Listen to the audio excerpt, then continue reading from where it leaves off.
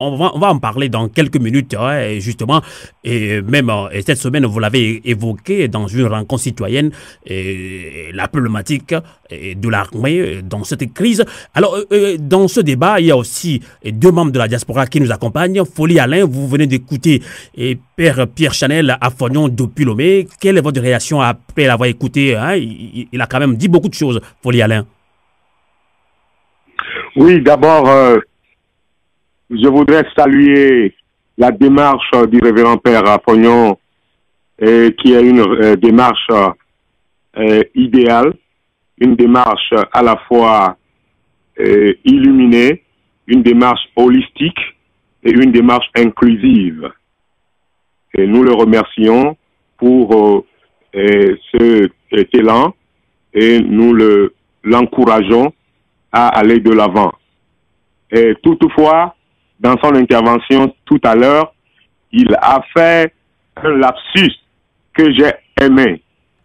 Et voulant parler de la libération des détenus politiques, il a fait un lapsus en parlant de la libération des hommes politiques.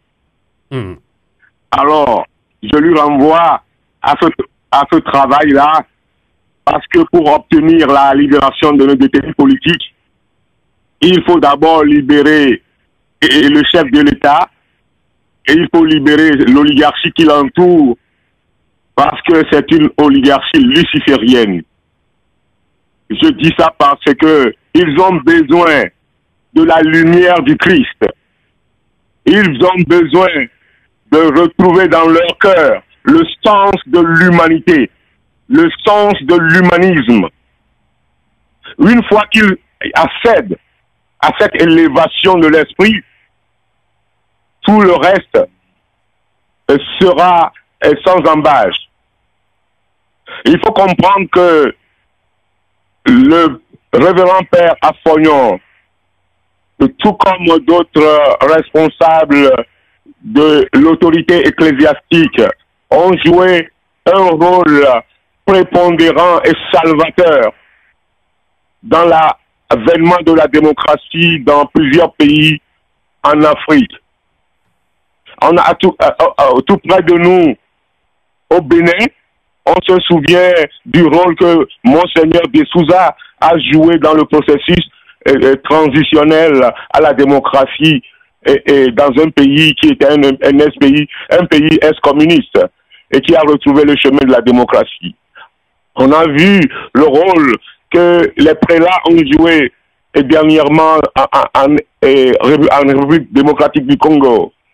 Nous saluons toute la démarche de l'Église catholique et des autres confessions religieuses dans l'aboutissement de cette crise. Mais je vais faire remarquer que ils sont dans un bon rôle, un rôle idéal de passerelle entre les acteurs politiques.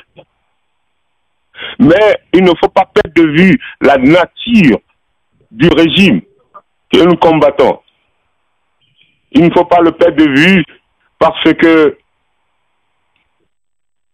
le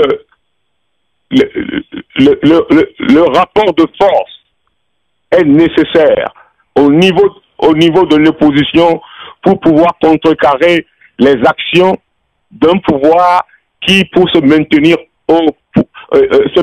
ad vitam aeternam, est en train d'utiliser tous les stratagèmes. Et Nelson Mandela a affirmé que c'est l'oppresseur qui imprime la démarche des oppressés. Si l'oppresseur utilise la violence, il contraint les oppressés à répondre réciproquement. Alors, s'il y a violence verbale, s'il y a violence physique, s'il y a toute forme de violence au pays, il faut se demander qui est en train de poser les bases de cette réaction. Tout à fait. Donc, pour finir,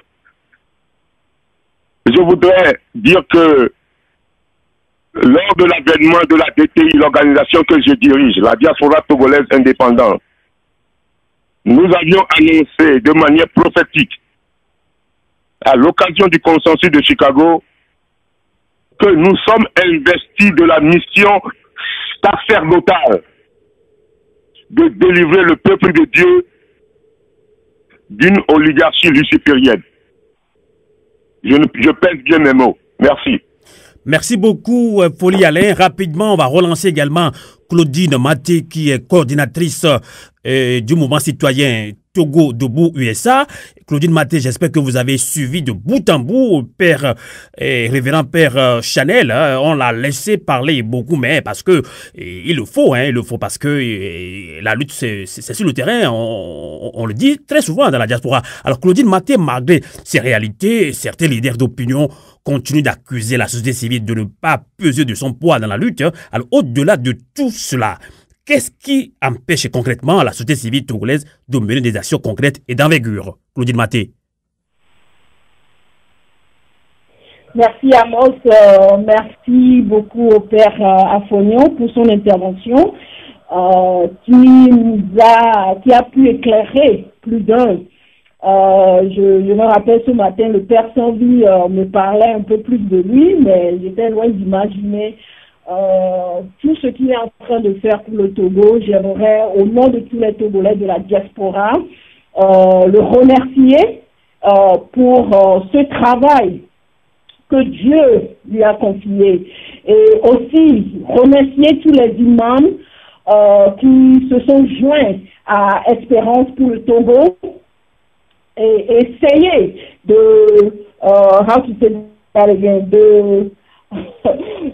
d'amener tous les bords, tous les Togolais, tous les fils et filles du Togo et à se comprendre et à retourner à leurs origines, d'où ils viennent, qui nous a créés, qu'on appelle Allah ou Jésus ou Mohamed ou Dieu, et qu'on appelle nos ancêtres.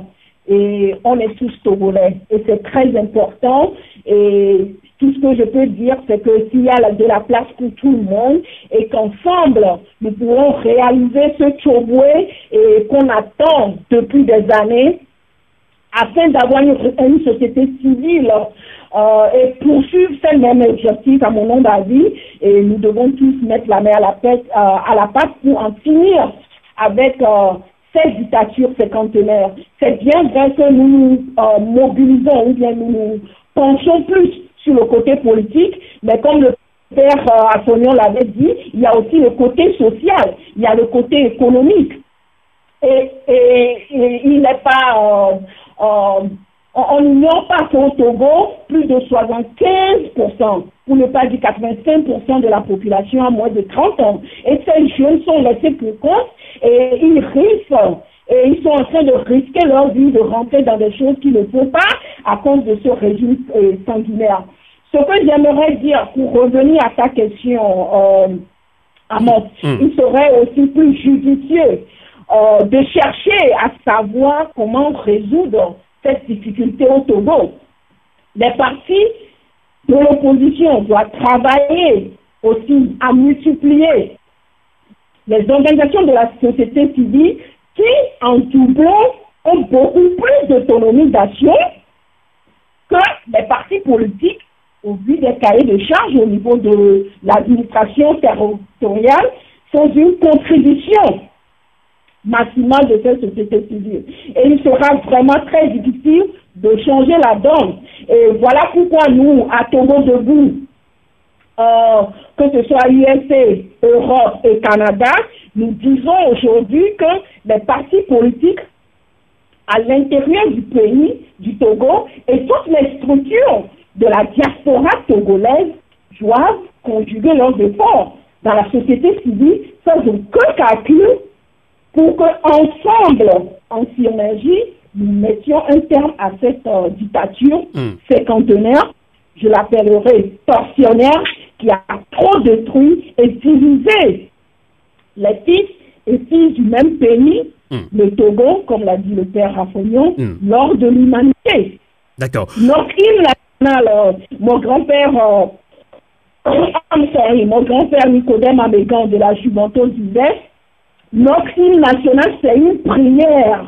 Et il disait, Amina, Bessa, Yébeni, notre hymne national très important. D'accord. Et en tant que jeunesse de Togolais, nous devons inculquer à cette jeunesse D'accord. cet amour de la patrie, cet amour de libérer, de se libérer eux-mêmes, de libérer leur pays. Merci. Pour ce, je vais m'arrêter en attendant. Il nous reste